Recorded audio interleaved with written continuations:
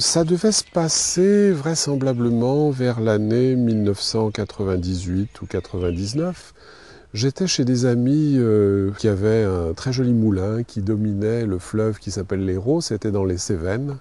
Et le temps, ce matin-là, était absolument extraordinaire, idyllique. Et les montagnes étaient très proches. Et donc je me suis levé de bonne heure, il était 8 heures du matin, et j'avais repéré la veille donc des clématites superbes, extraordinaires.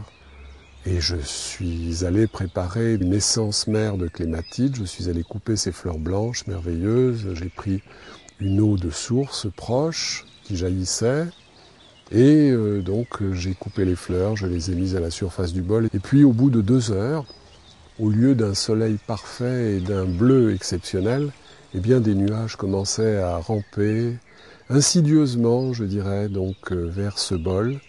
Et j'ai su que le vent les aidant, je n'arriverais malheureusement pas à faire et à terminer cette essence mère de clématite. Et donc, plutôt que de rendre à la nature ce jour-là les fleurs et l'eau, eh bien j'ai décidé, tellement ces fleurs étaient belles, de les garder. Je les ai remontées dans ma chambre, avec un peu de précaution.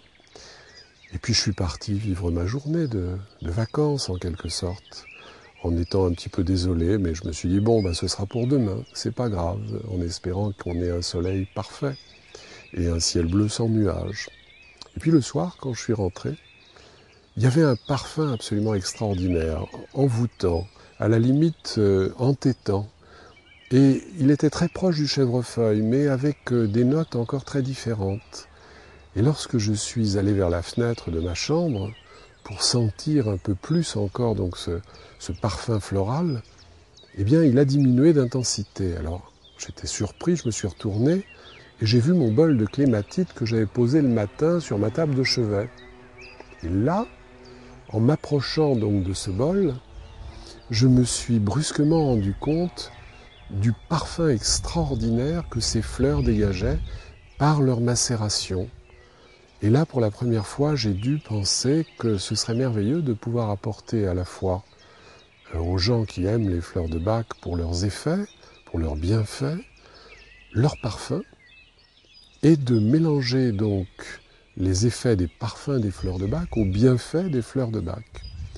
Ce jour-là, l'eau de parfum ou le parfum aux fleurs de Bach est né littéralement dans ma tête. J'ai eu cette idée-là, et cette idée ne m'a pas lâché. Et elle a pris corps finalement vers 2005. Après de nombreuses tentatives, j'ai fini par trouver effectivement un parfumeur qui était capable de faire des harmonies avec les harmonies des fleurs de Bach, et qui m'a totalement satisfait après de nombreux essais et de nombreux échantillons.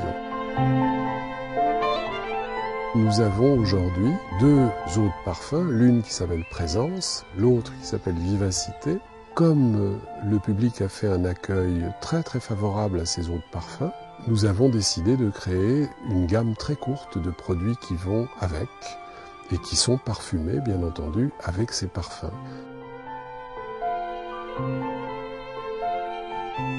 Alors qu'ont-ils de particulier, ces parfums? Eh bien, non seulement ils se développent et tiennent pendant des heures, puisque Présence est capable de tenir entre 6 heures et 8 heures, selon la chimie, on va dire, de l'épiderme de chacun de nous, et Vivacité un peu moins, mais ils vont, au niveau des fleurs de Bach, non seulement révéler des senteurs, mais en plus nous permettre véritablement de nous accompagner dans ce que nous avons besoin au quotidien lorsque nous les mettons sur notre peau.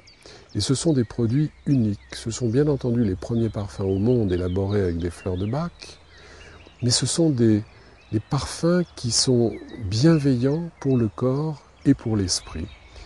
Et tous les gens qui les portent finissent réellement par s'en rendre compte.